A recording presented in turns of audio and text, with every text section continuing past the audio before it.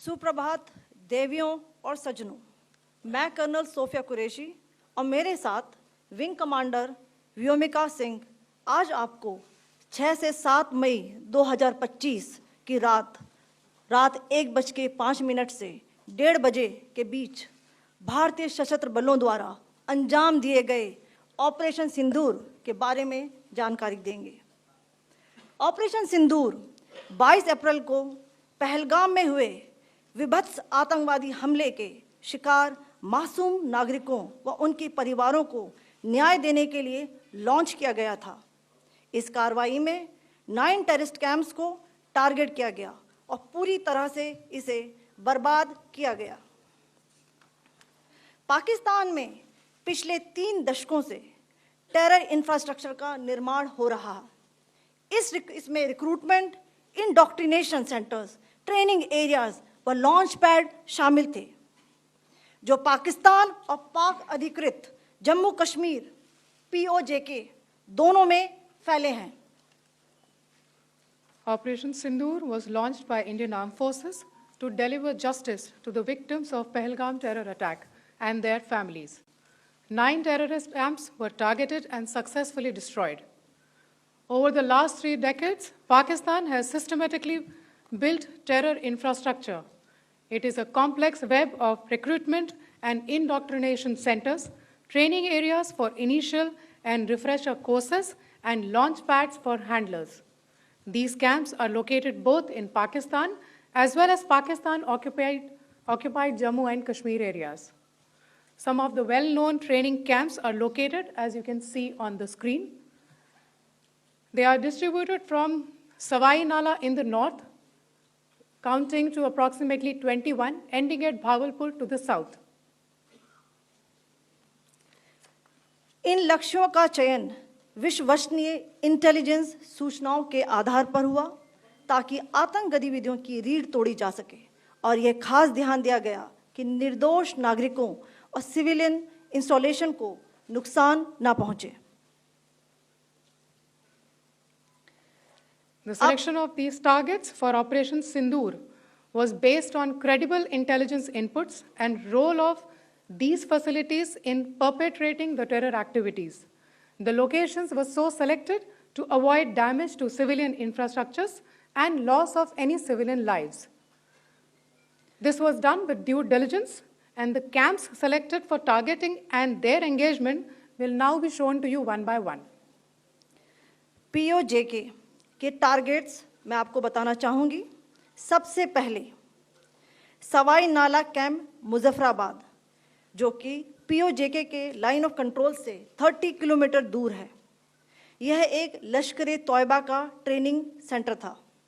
20 अक्टूबर 2024 सोनमर्ग, 24 अक्टूबर 24 गुलमर्ग, 22 अप्रैल 2025 पहलगाम, इन हमलों के आतंकियों ने यहीं से प्रशिक्षण लिया था। सैयदना बिलाल कैंप मुजफ्फराबाद, यह एक जैश ए मोहम्मद का स्टेजिंग एरिया है। यह हथियार, विस्फोटक और जंगल सर्वाइवल ट्रेनिंग का केंद्र भी था। गुलपुर कैंप कोटली, यह LOC से 30 किलोमीटर दूर था। लश्कर तौयबा का बेस था, जो रजौरी पुंछ में सक्रिय था। 20 अप्रैल 2023 को पुंछ में और 9 जून 2024 को तीर्थ यात्रियों के बस हमले में यहीं से आतंकी को ट्रेन किया गया था।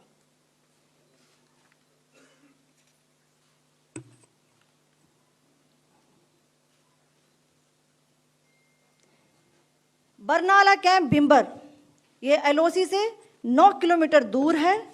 यहाँ पर हथियार, हैंडलिंग, IED व जंगल सर्वाइवल का प्रशिक्षण केंद्र था। अब्बास कैंप कोटली,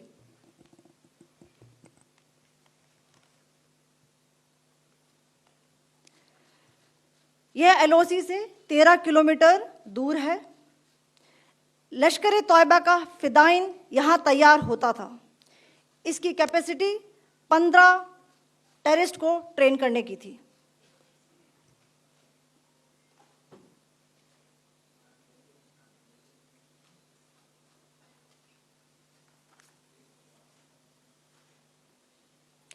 अब मैं पाकिस्तान के अंदर के टारगेट से अवगत कराना चाहूंगी। पहला, सर्जिकल कैंप सियालकोट। यह अंतर्राष्ट्रीय सीमा से 6 किलोमीटर की दूरी पर है, सांबा कठुआ के सामने।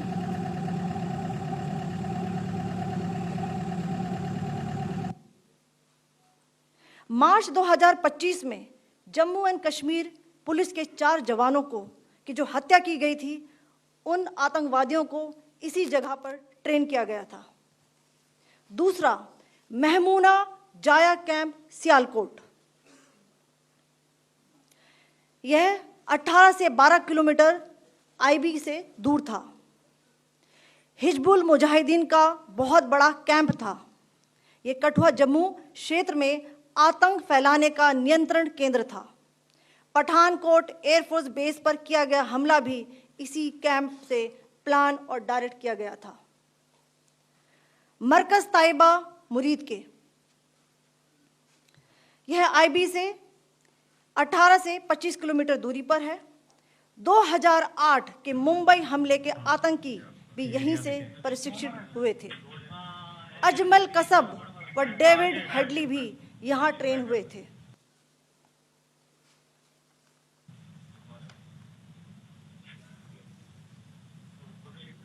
आगे दूसरा आया।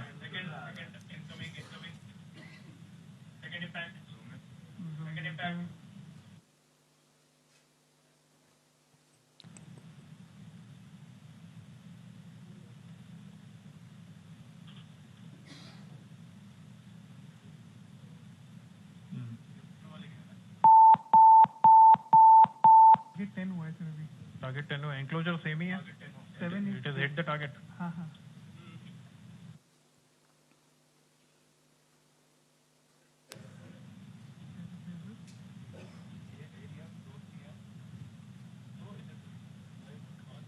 आ गया सर इम्पैक्ट।